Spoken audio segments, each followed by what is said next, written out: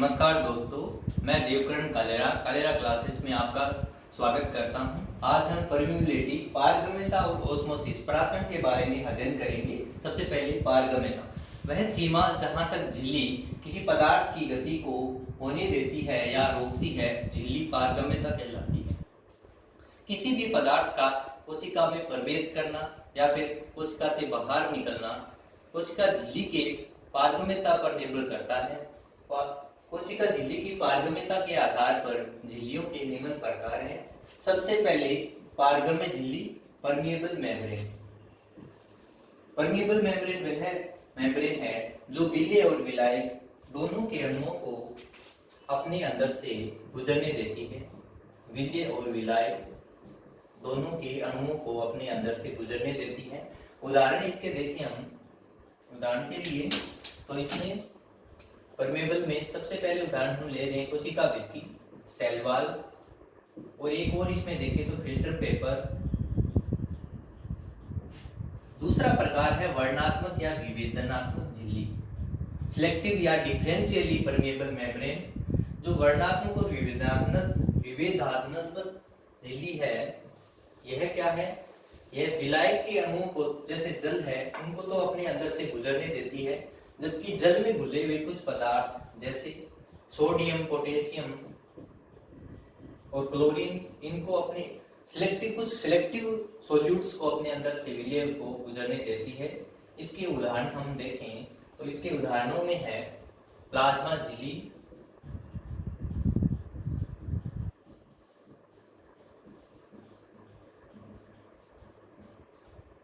Tonoplast, और जो कोशिका के जो अंग की झिल्लियां होती है वो भी वर्णनात्मक या विभेदनात्मक झिल्लियां होती है, कोशिका की झिल्लियां।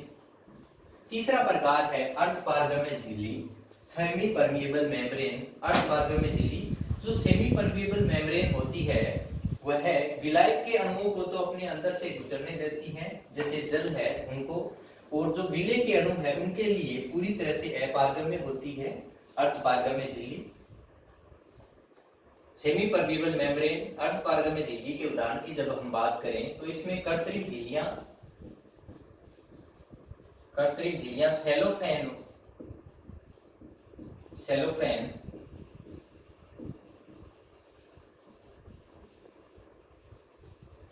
दूसरा है इसमें कृत्रिम झिल्लियों में एक सेलोफेन और दूसरा है चरम पत्र या पर्चमेंट पेपर।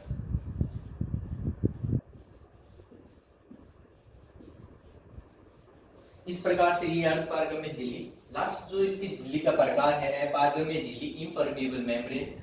यह झिल्ली विलेय और विलायक दोनों के अणुओं के लिए अपारगम्य होती है। इसके उदाहरण की हम बात करें फोर्थ प्रकार के, तो इसके उदाहरण में है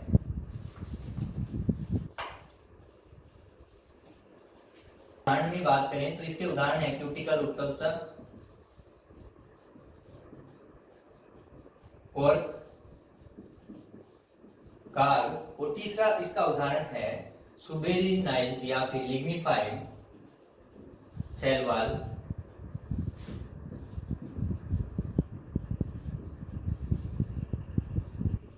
सुबेरिन या लिग्निफाइड कोशिका भित्ति वो अपारगम्य झिल्ली का उदाहरण है। ये इस प्रकार से झिल्लियों के प्रकार हैं। नेक्स्ट है अगला टॉपिक परासरण, ओस्मोसिस। परासरण, ओस्मोसिस। परासरण क्या है?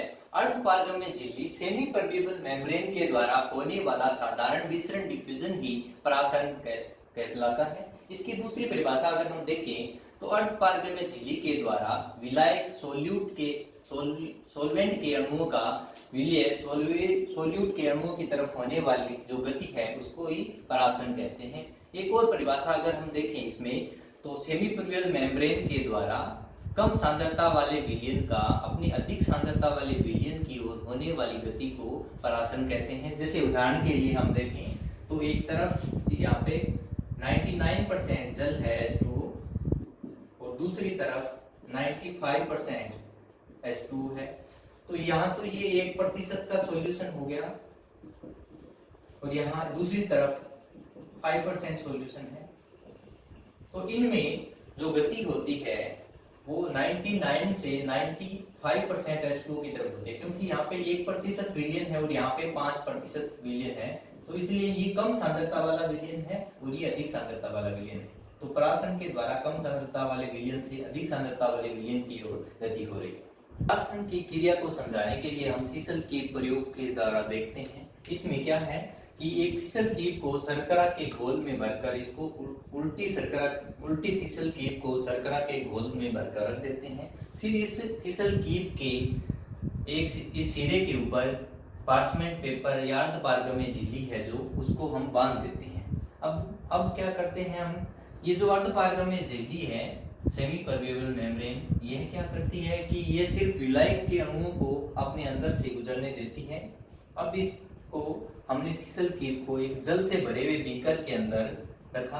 अब जल है वो इस अर्धपारगम्य झिल्ली या जो पार्चमेंट पेपर है इसमें से होता हुआ जल है वो इस थीसल कीप के अंदर से होता हुआ इस शर्करा के जो घोल है इसके जो विलयन का स्तर है उस विलयन के स्तर को बढ़ा देता है। यहाँ पे देखते हैं हम, यहाँ पे प्रयोग के जो एंड में यहाँ पे शर्करा के घोल का स्तर है वो बढ़ जाता है, जिससे क्या सिद्ध हो रहा है कि सेमी परमेबल मेम्ब्रेन है अर्धपारगम्य झिल्ली, इसके अंदर से होता हुआ जो जल है विलायक है वो इसके अंदर प्रवेश कर रहा है। ये था थीसल कीप का प्रयोग। परासरण को समझाएंगे हम, परासरण के प्रकार देखेंगे। इससे पहले विलयन के प्रकार देखते हैं जो परासरण के अंदर हमें हेल्प करेंगे। विलयन के प्रकार, 3 प्रकार के विलयन होते हैं, अलग परासरी, हाइपोटोनिक, समपरासरी, आइसोटोनिक और हाइपरटोनिक अतिपरासरी विलयन। अलग परासरी विलयन कौन सा होता है? अलग परासरी विलयन वह होता है जिसके जो घोल या विलयन की सांद्रता है वो कोशिका द्रव्य या कोशिका रस की सांद्रता से कम होती है। दूसरा प्रकार अतिपरासरी विलयन, हाइपरटोनिक सॉल्यूशन।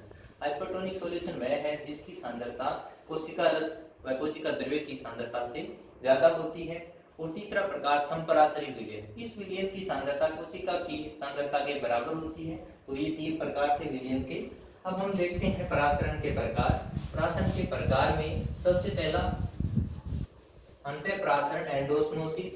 एंडोस्मोसिस अंतःपरासरण। अंतःपरासरण क्या है? जब किसी कोशिका को अलग परासरी विलयन में रखते हैं,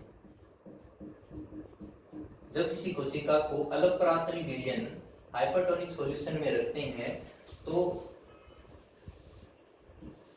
जल के अणु कोशिका में प्रवेश करते हैं विलयन से। इसे क्रिया को अंतःपरासरण एंडोस्मोसिस कहते हैं। ये कोशिका और ये विलयन, इसमें विलयन से कोशिका के अंदर जल के अणु प्रवेश करते हैं। जैसे उदाहरण के लिए किशमिश का जल में फूलना, किशमिश का जल में फूलना, ये कोशिका, ये हो गया विलयन जल। दूसरा प्रकार है बहिःपरासरण या एक्सोस्मोसिस। बहिःपरासरण एक्सोस्मोसिस में क्या है कि जब हमने कोशिका को अतिपरासरी विलयन में रखा, अतिपरासरी विलयन हाइपरटोनिक सॉल्यूशन में जब हम कोशिका को रखते हैं तो कोशिका के अंदर से जल बाहर की तरफ हाइपरटोनिक सॉल्यूशन, हाइपरटोनिक विलयन में चला जाता है। इसका उदाहरण के लिए हम देखें तो एक फूली हुई किशमिश को जब हम अतिपरासरी विलयन में रखते हैं, जैसे ज्यादा अति सांद्र शर्करा के घोल में रखा तो किशमिश के अंदर से जल है वह सांद्र विलयन जो ज्यादा शर्करा का है उसके अंदर चला जाता है तो किशमिश का सिकुड़ जाती है। किशमिश का सिकुड़ना यह बहिःपरासरण एक्सोस्मोसिस का उदाहरण है।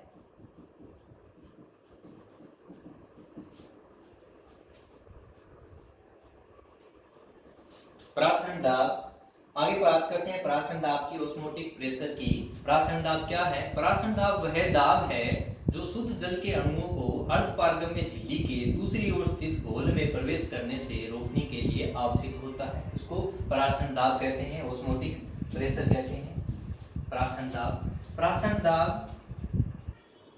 परासरण दाब है वह विलय के परासरण दाब विलय के घोल का गुण है। जो शुद्ध जल है उसका परासरण दाब 0 होता है। शुद्ध जल का परासरण दाब 0 होता है। हेरिस के अनुसार परासरण है वह प्राशन का जो दाब है वह पत्तियों में सबसे ज्यादा होता है। पत्तियों में सबसे ज्यादा ऑस्मोटिक प्रेशर प्राशन दाब पाया जाता है, जबकि जो जड़ है रूट, जड़ में यह सबसे कम होता है। सबसे कम किसमें? जड़ में सबसे कम होता है। प्राशन दाब है वह रात्रि के समय सबसे कम होता है तथा दोपहर के समय प्राशन दाब है वह सबसे ज्यादा होता है। प्राशन दाब अगर हम क्रम देखें प्राशन दाब का पौधों में प्रकार के हिसाब से, तो उसमें सबसे पहला प्रकार है जलोदविद। जलोदविद है जो हाइड्रोफाइट्स है, उनमें प्राशन दाब सबसे कम होता है। उसके बाद में आता है दूसरा मध्योदविद। मध्योदविद से ज्यादा प्राशन दाब है वह मरुदविद पादपों में पाया जाता है, जीरोफिटिक प्लांट में। और सबसे ज्यादा प्राशन दाब है वह लवणोदविद पादपों हेलोफाइट्स में पाया जाता है।